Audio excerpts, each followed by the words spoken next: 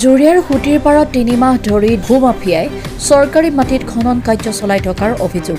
ৰূপহী ৰাজচক্ৰ বিষয়াৰ লিখিত অভিযোগক গুৰুত্ব নিদিয়ে জুৰিয়াত খুটিৰ পাৰ আৰক্ষীয়ে। লাওখোৱা বুঢ়া চাপৰি অভয়াৰণ্যৰ ভূমিৰ লগতে চৰকাৰী ভূমিত জেচিপি লগাই শ শ ট্ৰেক্টৰে মাটি বিক্ৰী ভূমাফিয়াৰ। বুঢ়া চাপৰি অভয়াৰণ্যৰ ভূমি ভূমাফিয়াৰ হাতত বন বিভাগে বিক্ৰী কৰাৰ অভিযোগ স্থানীয় গাঁও প্ৰধানৰ। ভূমাফিয়াই জুৰিয়া খুটিৰ পাৰ আৰক্ষীক মেনেজ কৰি ৩ মাহ ধৰি হাজাৰ হাজাৰ ট্ৰেক্টৰে গাঁও অঞ্চলত মাটি বিক্ৰী কৰে। ভূমাফিয়াই আৰক্ষী আৰু বন বিভাগক কেইবা লাখ টকা লেনদেন কৰি দিনে নিশাই কোনো বাধাৰ অবিহনে চৰকাৰী ভূমি খনন কৰি বিক্ৰী কৰাৰ অভিযোগ। অবৈধ কাৰ্যকলাপৰ বিৰুদ্ধে অসমৰ মুখ্যমন্ত্ৰী ডক্টৰ হিমন্ত বিশ্ব শৰ্মাই কঠোৰ নিৰ্দেশনা জাৰি কৰাৰ পিছতো মুখ্যমন্ত্ৰীৰ নিৰ্দেশক ভেঙুচালি কৰি খুটিৰ পাৰৰ ২ নম্বৰ চিতলমাৰী পথাৰ চেনিমাৰী এনচিৰ লগতে লাওখোৱা খুটিত চলিছে অবৈধ বালি খনন।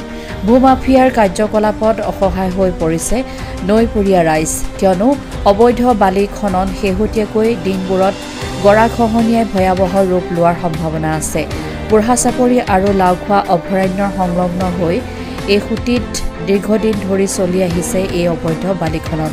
প্ৰতিদিনে জেচিবি আৰু ট্ৰেক্টৰৰ সহায়ত অহৰহ কঢ়িয়াই থকা হৈছে বালি। বন বিভাগৰ চকুৰ আগেদিয়ে জেচিবিৰে অবৈধ বালি খনন চলি আছে। বন বিভাগে নীৰৱ ভূমিকা পালন কৰিছে। ৰাইজে বন বিভাগৰ লগত গোপন বুজাবুজিৰে দীৰ্ঘদিন ধৰি এই কাৰ্য চলাই থকাৰ সন্দেহ ব্যক্ত কৰিছে। বৰ্তমানে লাওখোৱা খুটিত বৃহৎ গাঁত দেখা গৈছে। আনফালে মথাউৰিৰ ওপৰেৰে এই বান্ধসমূহ চলাচল কৰাত মথাউৰিৰ প্ৰতিও ভাবুকি আহিছে। ৰাইজ চৰকাৰ প্ৰশাসনক এই খনন কাৰ্য বন্ধ কৰিবলৈ অনুৰোধ জনাইছে। জুৰিয়াৰ পৰা মুক্তাৰ হুছেইনৰ report, Assam north east news live. হিচাপে বহুতবাৰ বাধা প্ৰদান কৰাৰ স্বত্বেও সিহঁতে মাটি কাটি আছে কণ্টিনিউ।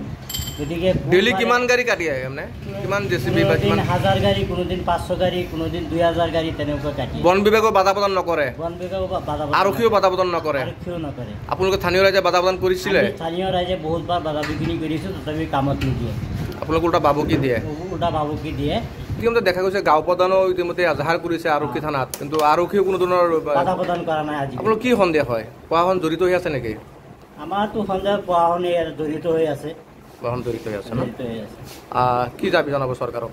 আমি চৰকাৰক বিনম্ৰভাৱে অনুৰোধ জনাওঁ যে অতি শীঘ্ৰেই এই দালাল চক্ৰক ধৰি পেলাই আমাৰ ৰাইজক সুবিধা কৰি দিয়ে। যে দেখা গৈছে আপুনি চৰকাৰী গাঁও প্ৰধান হিচাপে আপোনাৰ এলেকাত চৰকাৰী মাটি খনন কাৰ্য চলি আছে। একাংশ দালাল চক্ৰই এই মাটিখিনি বেগত বিক্ৰী কৰি আছে, কি ক'ব?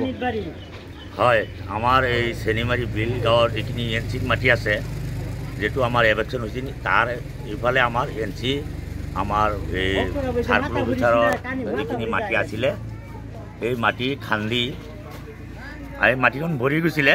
এতিয়া এনেকুৱা ধৰণে কিছুমান দালাল চক্ৰ আৰু লগত কিছুমান জেচিবি ওলাই আজি প্ৰায় ৩ মাহ ধৰি একান্তভাৱে মাটিখন কাটি আছে। আমি নিজেও নাৰায়ণ গাঁও প্ৰধান হিচাপে বাধা প্ৰদান কৰিছিল নেকি? আমি আৰু আমাৰ নাৰায়ণ চৌহান গাঁওবুঢ়া, মই নিজে গাঁওবুঢ়া, মই বাধা প্ৰদান কৰিছোঁ। কৰাৰ স্বত্তেও আমি ছুটিৰ পাৰো এটা এজাহাৰ দিছোঁ, ছুটিৰ পাৰ আৰক্ষী থানাতো এটা এজাহাৰ দিছোঁ। তাৰপিছত আমাৰ জুৰিয়া চাৰ্কল অফিচাৰক জনাইছোঁ।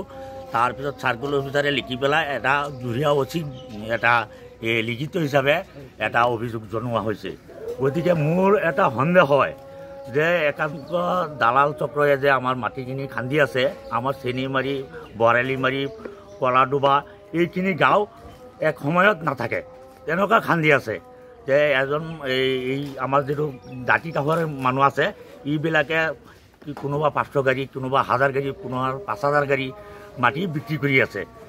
এই আমাৰ এই জেচিবি ওলাৰ লগত মিলি এই কাম কাৰ্য চলাই আছে। দেখা গৈছে এইটো বন বিভাগে উচ্ছেদ চলাইছিলে। বুঢ়া চাপৰি লাওখোৱা অভয়াৰণ্যৰ বন বিভাগে উচ্ছেদ চলাইছিলে। উচ্ছেদ চলোৱাৰ পিছতে যিখিনি ঠাই খালী হৈ আছে চৰকাৰী মাটি, এই মাটিখিনিত আজি 3 মাহ ধৰি কণ্টিনিউভাৱে একাংশ দালাল চক্ৰই মাটি খান্দি আছে আৰু বিক্ৰী কৰি আছে। প্ৰশাসনে কোনো বাধা প্ৰদান কৰা নাই নেকি?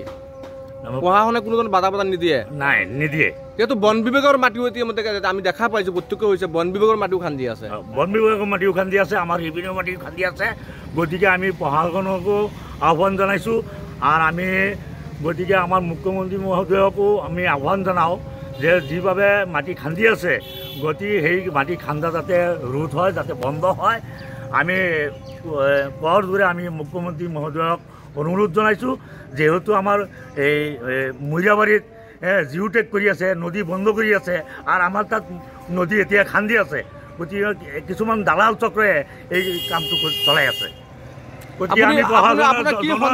ধনৰ লেনদেনতে প্ৰশাসনৰ লগত মিতালি কৰি এইটো কাম কৰি আছে নেকি তেনেকুৱাই আমাৰ এটা সন্দেহ হৈছে যে ধনৰ লেনদেন হৈছে বুলি আমাৰ একাংশভাৱে আমাৰ এটা সন্দেহ হয় বন বিভাগৰ লগত হৈছে নে আৰক্ষীৰ লগত হৈছে এইটো আমি নাজানো বন বিভাগৰ লগত হৈছে নে আৰক্ষীৰ লগত হৈছে মোৰ মতে এটা সন্দেহ হৈছে আমি জনোৱাৰ সত্ত্বেও ইয়াত কোনো একশ্যন লোৱা নাই প্ৰত্যেক দিনে হাজাৰ হাজাৰ ট্ৰেক্টৰেদি মাটি বিক্ৰী কৰি আছে বাহিৰত প্ৰত্যেক দিনেই আজি